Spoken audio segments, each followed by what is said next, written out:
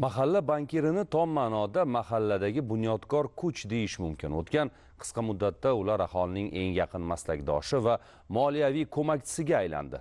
Tadbirkorlik faoliyatiga jalb etish, biznes yuritishni rivojlantirishga ko'maklashmoqda. Mavzuni bu borada Samarqand viloyatida amalga oshirilayotgan ishlar misolida davom ettiramiz.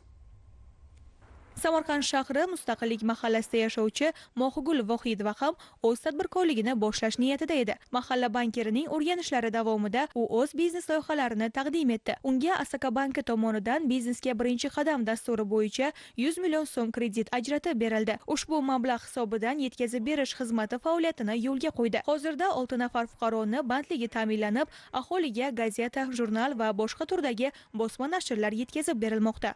Kredit ajratib berdilar. Mahalla bankirlarini, hokim yordamchilarini bizga ko'maklashish uchun firmalarni ochib, ishsizlarni ta'minlab, xalqimizga xizmat qilish uchun hamma yo'llarni ochiq berganlari uchun prezidentimizga kattakon rahmat aytamiz. Ushbu mahallada yashovchi Shahzod Rahmonov ham mazkur loyiha doirasida Asaka bankidan 25 million so'm kredit olib, noshirlik faoliyatini yo'lga qo'ydi. Hozirda ushbu nashriyotda kitob, turli qo'llanmalar, buyurtma asosida boshqa turdagi noshirlik mahsulotlari tayyorlanmoqda. Muhimi, Shahzod Rahmonovning o'z biznesini boshlashi bilan 9 nafar yoshlarning bandligi ta'minlandi va ular doimiy daromadga ega bo'lishdi.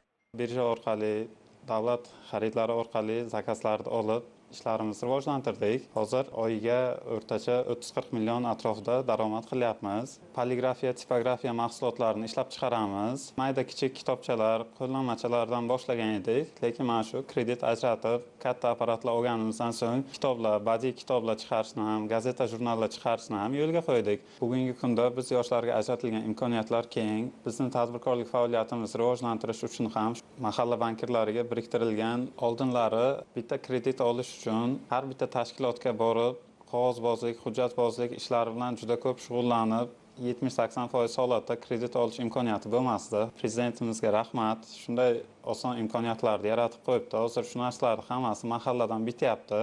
Samarqand shahridagi Alisher Navoiy mahallasida istiqomat qiluvchi Dilshoda Baratova esa bankning 25 million so'm krediti evaziga gulchilik faoliyatini yo'lga qo'ydi. Bu orqali u 2 nafar fuqaroni ish bilan ta'minladi. Bizlar kredit oldik. Shu oila a'zolarim bilan har xil gullar yasashni boshladik. Shu bilan daromadimiz kengaytirdik. Darvoqe, Asaka bank aksiyadorlik jamiyati Samarqand bank xizmatlari markaziga Samarqand viloyatida 56 ta mahallalar biriktirilgan bo'lib, shu kunga qadar 29,1 milliard so'mlik 2289 ta mikroloyihalar moliyalashtirildi. Buning hisobiga esa 4791 ta yangi ish o'rinlari yaratildi. Shuni e'tirof etish kerakki, mahallalarda aholi, xususan ishsiz qatlam a'zolariga moliyaviy ko'mak va xizmatlar taqdim qilishdagi bunday yangicha yondashuvlar har bir xonadonga baraka olib kiruvchi, har bir insonni hayotini o'zgartirishga, ularni hayotidan rozi yashashini ta'minlashga yo'naltirilgan tizim sifatida o'z samarasini bermoqda.